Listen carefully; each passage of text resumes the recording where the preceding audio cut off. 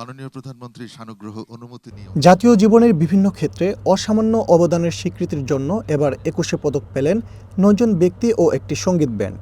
সকালে রাজধানীর ওসমানী স্মৃতি মিলনায়তনে আয়োজন করা হয় দেশের দ্বিতীয় সর্বোচ্চ বেসামরিক এই সম্মাননা অনুষ্ঠান। ২১শে পদক তুলে দেন প্রধানমন্ত্রী তারেক রহমান। এবার চলচ্চিত্রে অবদানের জন্য ফরিদা আক্তার ববিতা, চারুকলায় অধ্যাপক মোহাম্মদ আব্দুস সাত্তার, স্থাপত্যে মেরিনা তাবাসসুম, সঙ্গীতে মরণোত্তর আয়ুব বাচ্চু পদক পান। এছাড়া নাট্যকলায় ইসলামউদ্দিন পালাকার, সাংবাদিকতায় শফিক রেহমান, শিক্ষায় অধ্যাপক মাহবুবুল আলম মজুমদার, ভাস্কর্যে তেজস হালদার এবং নৃত্যকলায় অর্থী আহমেদ ২১শে পদক পেয়েছেন। এছাড়াও সঙ্গীতাঙ্গনে অবদানের জন্য জনপ্রিয় ব্যান্ড ওয়ারফেসকে এবছর ২১শে পদকে ভূষিত করা হয়।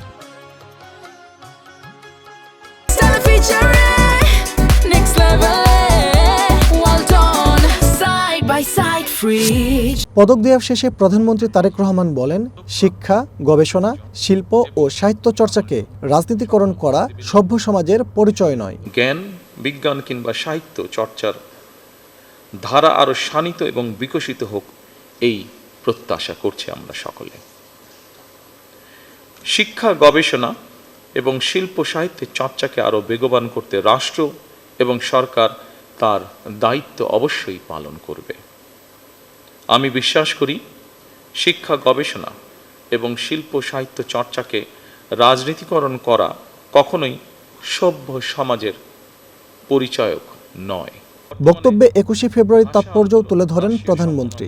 এ সময় তিনি গভীর শ্রদ্ধায় স্মরণ করেন ভাষা সংগ্রামীদের। আমাদের সংস্কৃতি চেতনার প্রাণ প্রবাহ ২১শে ফেব্রুয়ারি। অপরদিকে ২১শে ফেব্রুয়ারি একদিকে মাতৃভাষা মর্যাদা প্রতিষ্ঠার সংগ্রাম এবং একই সাথে এটি ছিল জালেমের বিরুদ্ধে নিজেদের অধিকার প্রতিষ্ঠার আন্দোলন।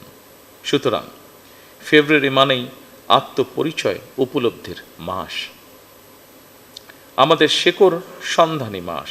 জ্ঞানীগুণীদের কর্মের সাথে জনগণকে পরিচয় করিয়ে দেওয়া রাষ্ট্রের অন্যতম দায়িত্ব বলে মন্তব্য করেন সরকার প্রধান। জ্ঞানীগুণীদের কর্ম এবং কর্মময় জীবনের সঙ্গে আপামর জনগণের পরিচয় করিয়ে দেওয়া রাষ্ট্রের অন্যতম দায়িত্ব। এর আগে সচিবালয় থেকে হেঁটে ২১শে পদক অনুষ্ঠানে যোগ দেন প্রধানমন্ত্রী। ফজলে রাব্বি সৌরভ, ওয়ান নিউজ, ঢাকা।